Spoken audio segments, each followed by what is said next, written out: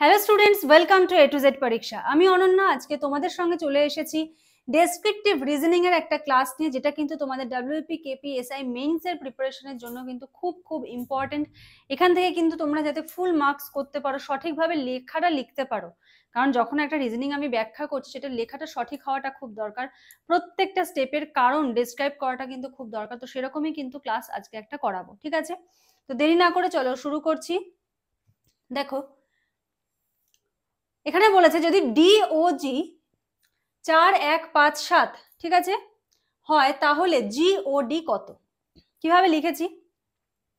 এক্ষেত্রে ইংরেজি অক্ষরগুলি যততম সংখ্যা, ইংরেজি অক্ষরগুলো এক একটা অক্ষর যততম সংখ্যা, হ্যাঁ, 4তম অক্ষর, 5তম অক্ষর, এরকম আর কি, সেইভাবে সাজালে আমরা কি পাই?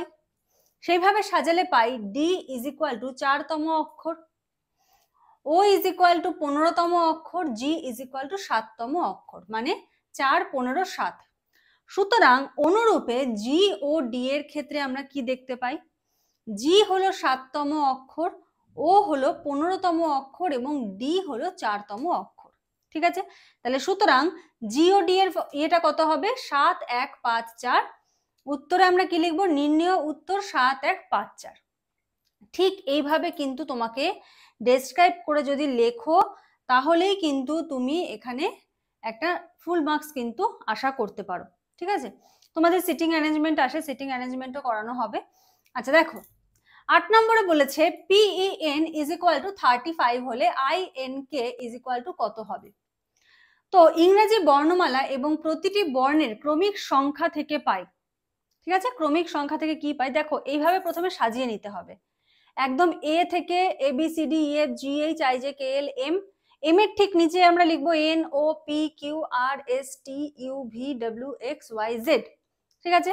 এবার এখান থেকে নাম্বারিং হবে 1 2 3 4 5 6 7 8 9 10 11 12 13, তার নিচে হবে 14 15 16 17 18 19 20 21 22 23 24 25 26, ঠিক আছে?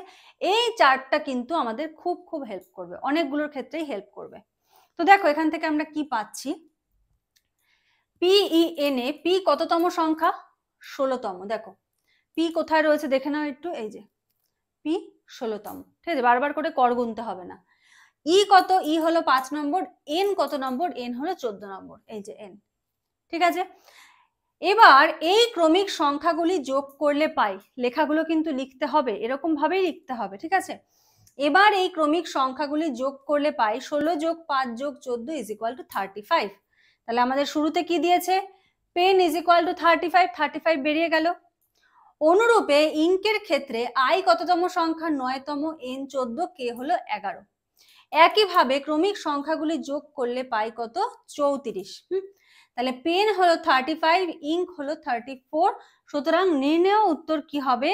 নির্ণেয় উত্তর কিন্তু হবে 34, ঠিক আছে? আচ্ছা, এবারে তোমাদের একটু বলে রাখি, তোমাদের কিন্তু ডাব্লিউপি কেপি এসআই মেইনস এর কিন্তু ডেসক্রিপটিভ ব্যাচ স্টার্ট হয়ে গেছে। সপ্তাহে 3 দিন করে তোমাদের ক্লাস হচ্ছে, সোমবার, বুধবার এবং রবিবার, ঠিক আছে?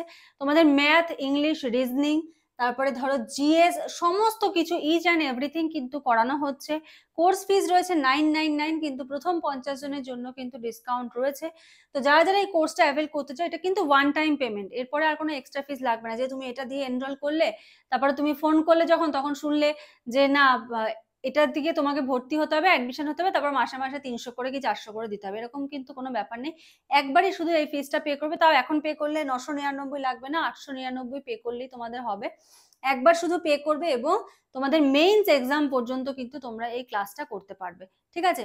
এখানে তোমাদের GS, math, English, reasoning descriptive ভাবে সমস্ত কিছু কিন্তু একদম হাতে ধরে কিন্তু শিখিয়ে দেওয়া হয়। প্রত্যেকটা ক্লাস লাইভ ক্লাস, কোনো কিন্তু এমন না যে রেকর্ডেড ভিডিও তোমাদের প্রোভাইড করে দিলাম, প্রত্যেকটা ক্লাস কিন্তু তোমাদের লাইভ ক্লাস হয়, ঠিক আছে? তো আশা করি প্রত্যেকে বুঝতে পেরেছো। আচ্ছা, এরকম ভাবেই কিন্তু আমরা রিজনিং গুলো করে থাকি আর কি, ঠিক আছে? তো এটা রিজনিং এর ক্লাস থেকেই তোমাদেরকে দুটো রিজনিং আজকে করালাম। তো তোমরা যদি ঠিক এরকম ডেসক্রিপটিভ ভাবে রিজনিং সমস্ত কিছু শিখতে চাও, অঙ্ক শিখতে চাও, তো জয়েন হয়ে যেতে পারো। তো আজকের মতো এখানে শেষ করছি। নেক্সট ক্লাসে আবার কোনো জিএস এর ক্লাস বা ডেসক্রিপটিভ ম্যাথের ক্লাস নিয়ে চলে আসবো। আজকের মতো এইটুকুই। Thank you.